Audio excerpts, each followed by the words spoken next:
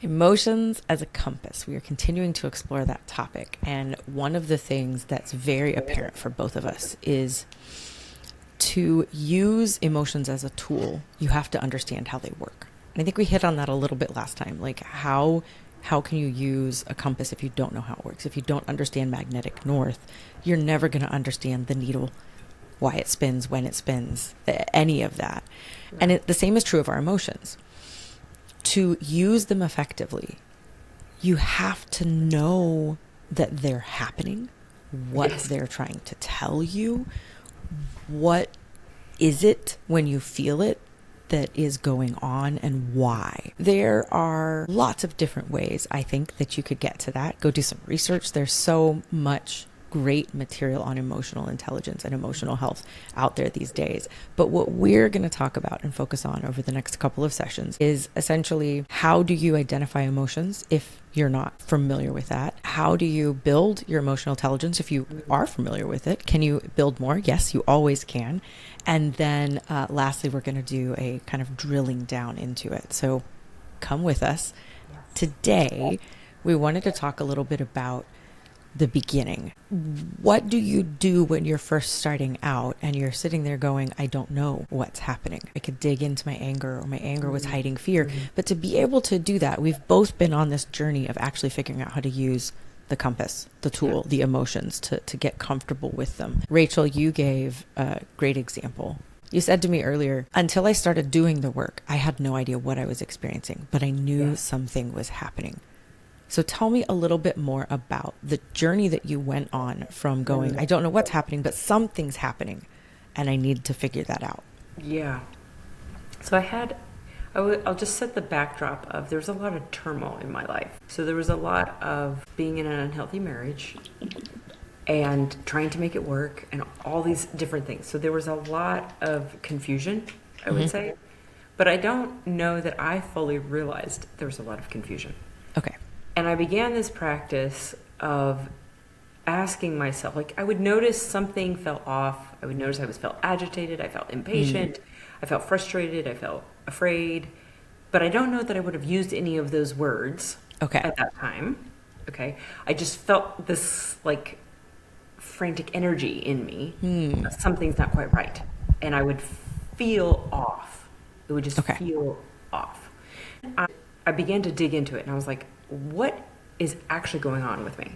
I don't know if I asked myself, what am I feeling? But it was essentially that kind of question of what am I feeling? What is happening right now? And I began to dig in, and I began to look, and I would be like, okay, I'm feeling frustrated because of this. And I'd be like, okay, is that the thing? And I almost always found it wasn't. It was like, Interesting. no, you need to dig deeper. You're not down to the root of whatever is actually going on and whatever is actually bothering you. You got to keep going. I think it's so easy because there'd be so many surface things of, well, like, I'm irritated about that. It's like, yeah, you are irritated about that. But that's not the thing that's really got you agitated right now. Okay. And I would dig a little bit deeper. I would dig a little bit deeper. And then finally it would get down and it'd be like, oh, I'm afraid of this person not wanting to be my friend. Or I know one of the things I had told you about was at work. I was afraid of them yelling at me. Right. I wasn't afraid of being fired. I wasn't afraid of, like, all these other things that you would think, oh, this is what you're going to be afraid of. I was like, no, I'm afraid of being yelled at. That's it. Just being yelled at. And it was like, oh, okay. So all of the different scenarios, whatever it was, when I dug down and I found whatever the root was, I would then ask myself, and almost always there was an element of whatever I was feeling there. It wasn't like it was necessarily an overall fear feeling, but the agitation, the frustration, the impatience, whatever it was, almost always there was some sort of a fear, or I would say maybe a good word for it would be concern, of, if I do this thing, this bad thing will happen. Okay. Undefined bad thing will happen. And so I began to ask myself, and I actually think this might be in my book, some of these questions might be in my book, is what would I do if I weren't afraid? Right. Because I would recognize, oh, I want to make this decision because I want to spend time with these people, or I want to go on this trip, whatever the thing happened to be that I wanted to do. And yet I was holding back and I wouldn't do it for some concern, some fear. What is it I'm afraid of?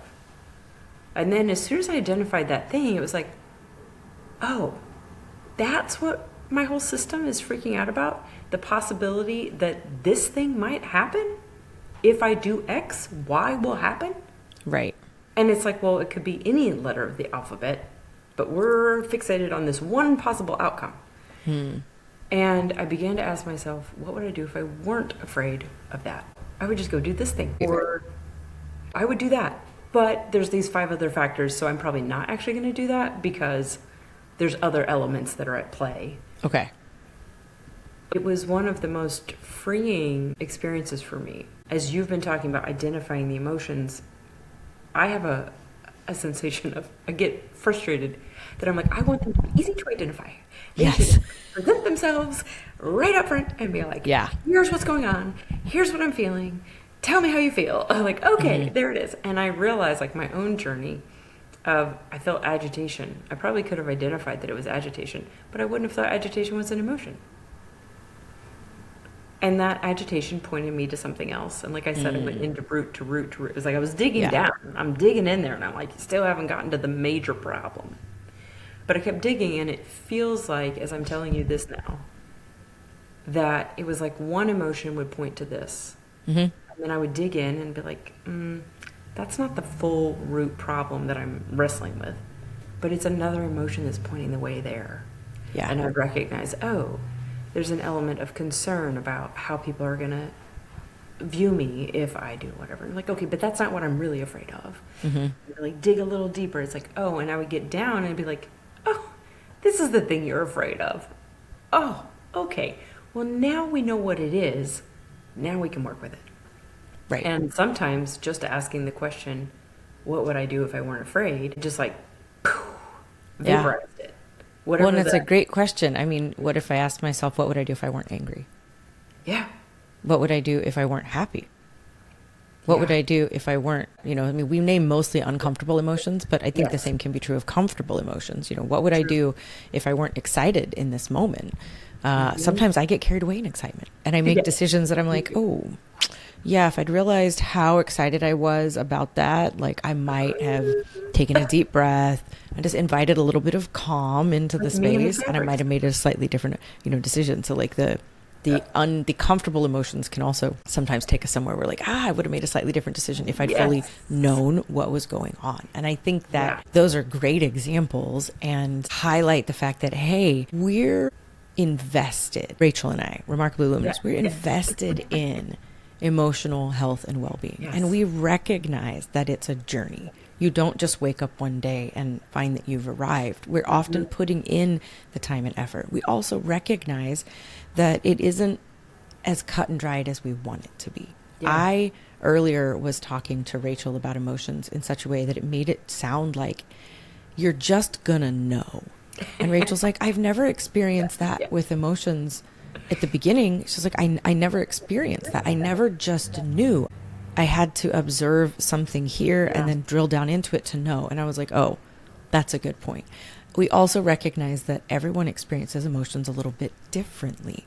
I do experience some emotions very clear cut. However, I've also put in the time and energy to like define them. Rachel and I experience our own emotions differently, the way we would describe them, the way that we will like dig down and identify them. We use a very similar process, but it's not the same for everybody. The way some person holds a hammer is not the same as the way the person next to them holds a hammer. You're going to have a lot of similarities. If you're successful at hitting a nail on the head, you probably, again, have a lot of similarities, but you might not hold it exactly the same. That's okay. Part of what I think excited me at the idea of emotions as a tool was the idea that I do think that just about anybody can pick up a hammer and use it as a tool. Sometimes we need somebody to tell us. Exactly. Sometimes you need somebody to tell you, the claw end from the hammer end. But you can use it. And I think that that is a very amazing beginning and invitation. Yeah. Just beginning to notice, hey, I do have emotions. What is it that I'm feeling in any given moment? Maybe you can't name it, but Rachel began to notice that she was like, you described it, it was like, it was just a lot of energy, like coursing through my body. And I was like, what is that? And your curiosity took you to, oh, I'm afraid of a specific thing, which has caused me to freeze and not make a decision, which I actually want to make. Or I'm afraid of a specific thing. And when I dig deeper, I'm not going to choose to do it, not because I'm afraid, but because it doesn't make sense in life right now. I think that, and I love those examples because what they highlight to me is that knowing the emotion, knowing what was happening, following it down to the root gave you agency. Yes. It gave you the ability to make a choice that wasn't being driven by what you felt in the moment, a fear, an anger, a happiness, an excitement.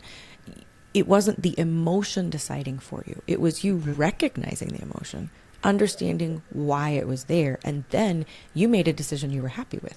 Whether it was, actually, if I wasn't afraid, this is what I would do, and I'm going to do that. Or, if I wasn't afraid, I would do that. However, I can't because I have other life circumstances that would dictate that not being a good choice right now. I'm okay with that. There's a difference between making a decision in fear and making a decision with agency. And I think at the end of the day, for me, emotions as a tool offers clarity, and it offers more of an ability to easily navigate and pilot your own life. Like, I make these decisions and they're easier for me to make because I know what's going on inside of me. I find it easier to navigate my relationship with Rachel because I understand my own emotions. Yes. I can take ownership of them and she takes ownership of hers. Like, we have hard conversations without them ruining our relationship or causing us to not want to be friends anymore. True. Because we understand ourselves better and we're able to more easily call out what we're experiencing, what we're afraid of, but what we might be angry or frustrated about. It's like just saying it out loud. It frees up so many aspects of my life, the way I navigate relationships, family, friendships, romantic, the way that I navigate jobs, the way that I navigate colleagues, the way that I navigate making my own decisions about really fun, awesome adventures and really hard, challenging things. For me, the idea that emotions could just be a tool, that they just want to help, and that if you learned how to use them, they would actually enable you to navigate life better, is kind of the whole point of the Emotions as a Compass series. It's from me personally, from Rachel as well. I'll let her speak for herself though. It's an invitation. We want you to be able to use your emotions to navigate life more easily. We want you to understand your emotions so well that you like them. Yeah. This is great. I had never applied the compass analogy that you've just recently shared anyway to that season in my life where I felt like I was always digging for roots. But as you said that, I thought, oh, that's interesting. Because like the agitation, it's like I always looked at the compass and it was like, okay, I land at this spot and I'm like, okay, this isn't quite it. Right. So then it was like, okay, that led me to the next one, which led me to the next thing, which led me to the next thing. And it was like, oh, then I got to that root. This is the big thing that I'm feeling. Yes. This is the big concern I have. This is the big whatever that I'm dealing with and I'm wrestling with. And usually it was because I was dealing with big problems. Like they were big problems and it was like, how am I going to do that? And the word that came to my mind as you were sharing some of that is aligned. I want to make decisions that are aligned with who I am. I talk a lot about you need to know yourself. Because when you know yourself, you can make a decision that's aligned with who you are. It might not be that you're happy right. with the decision, but it's aligned. And you know you can stand on that decision no matter what else happens and be like, I made a decision that was aligned with all of who I am. Even if it was a decision I didn't want to make, like divorce. Yeah. I didn't want a divorce. I wanted my husband to be the person he said he was going to be. That's what I wanted. Right. But that wasn't happening. Okay, well, how much do you value yourself? How much do you value him and his dreams? So setting him free, doing the hard thing, was maybe the most aligned decision I could have made. Yeah. Like I, to this day, think it is one of the hardest, healthiest decisions I've ever made in my life. It was the greatest act of love and sacrifice. And yet, there was a lot of digging down to roots before I ever got to that place. Yes. A lot of digging down to roots. And that looking at the compass and being like, okay, hey, we've got to the next checkpoint, but this isn't actually, we're not at the, and I don't know nautical information words, so, but we're not at the harbor yet. We're not at the safe haven yet. We're not there yet. But we have just crossed the checkpoint. And that checkpoint's like, oh, wait a minute. Once you get to here, then you navigate this way. And I had never thought of it that way, but using that on my own kind of journey, I was like, oh yeah, one emotion helped point to another, that helped point to another, that helped direct me back to whatever the deep, deep thing was that was happening inside of me. It allowed me to live aligned and so much freedom to be able to say, I would do this thing if I wasn't afraid. Yeah. Or, yeah, I wouldn't do that at all.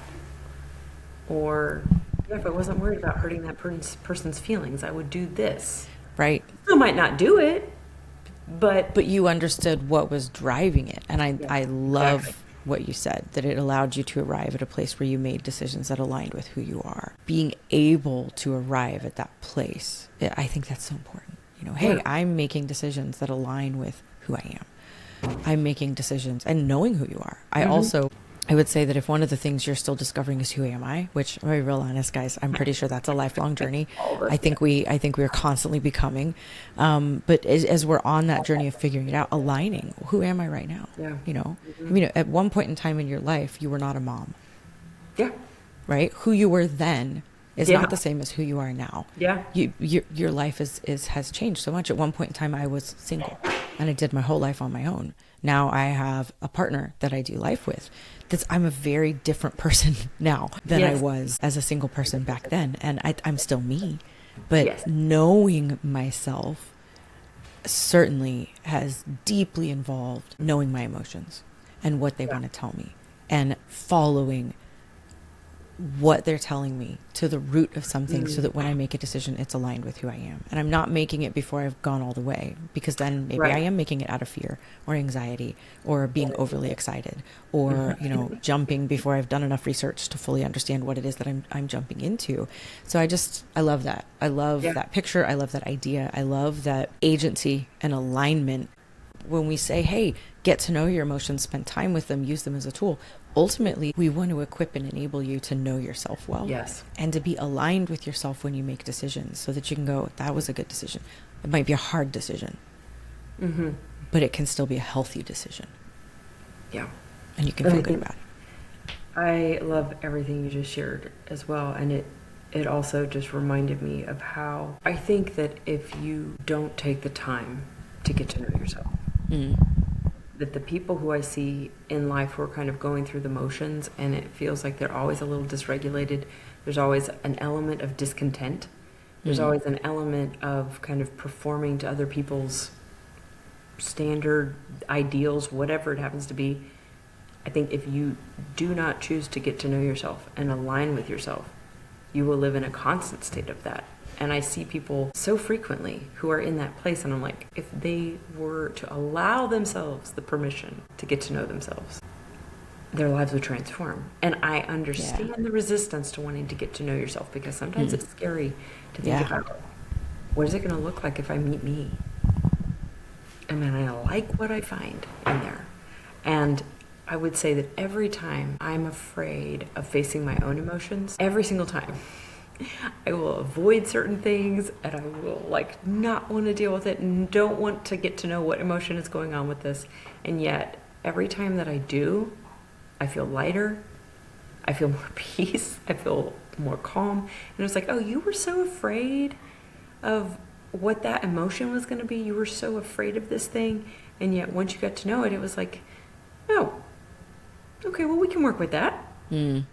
And it's a new level of freedom each time. So I just want to encourage anyone who's hesitant and wants to avoid it. You are worth facing the hard thing and not avoiding it. And even if it's slow, even if it doesn't go near as fast as you want it to. My experience is that I haven't met a single person who's been doing work on themselves, truly doing the deep inner work and not just surface and pretending performance work, but truly doing it. I've never met a single person who was unhappy with aligning with themselves and knowing who they were. And it was like half the problems that they faced before went away. Half of my problems, like my fear of what other people are going to think of these things, I still have that, still experience that. But for the most part, I can say what I think about something without being afraid anymore. I think this, and I know I think this, and I know I feel this. And I can share it, and it's like, yeah, this is what I think. Yeah. I think all people should be treated with respect. I don't feel any shame in saying that at all. So, yes. As always, Rebecca and I invite you to live fully present. Yes. And this is one way to help you do that. So, keep going. Thanks, guys. Bye.